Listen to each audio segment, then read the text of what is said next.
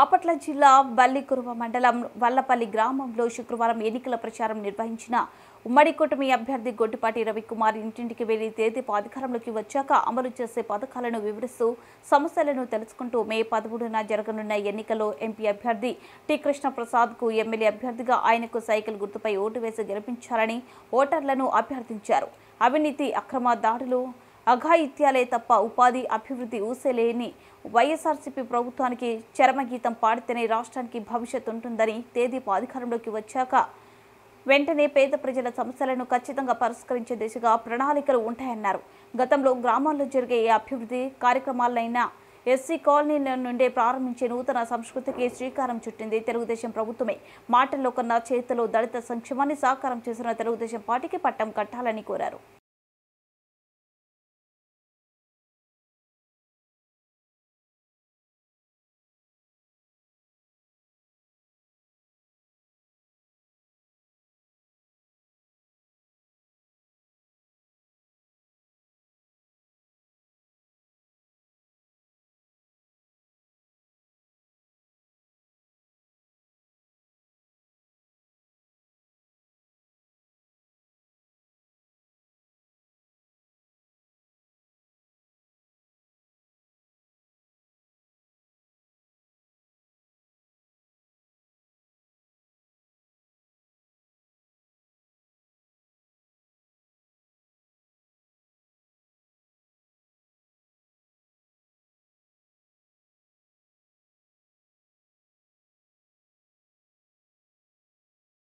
గ్రామంలో ప్రచార కార్యక్రమం చేస్తున్నాము.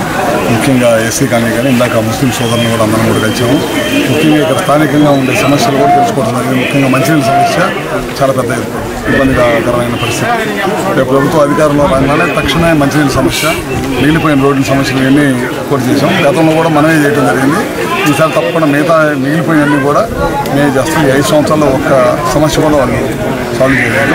అదేవిధంగా ఇవాళ మనకి సూపర్ 6 కార్యక్రమాలు, పెన్షన్ 4,000 రూపాయల పెన్షన్ ఇవ్వడం కానీ, 50 సంవత్సరాలకు మహిళలకు కానీ, బీసీలకు కానీ, ఎస్సీలకు కానీ అందరికీ 50 సంవత్సరాలకు పెన్షన్ ఇవ్వడం కానీ, వికలాంగులకి 6,000 పెన్షన్ పెంచడం కానీ, మహిళలకు గ్యాస్ సిలిండర్ ఇవ్వడం కానీ, 18 సంవత్సరాలు దాటిన మహిళలకి ఇంటికి నెలకు 1,500 రూపాయలు ఇవ్వడం కానీ, ఇలాంటివన్నీ కూడా ప్రజల్లో తీసుకెళ్తాం. పాంప్లెట్ ఇచ్చి ప్రతి ఒక్కరిని కూడా తెలియజేస్తాం.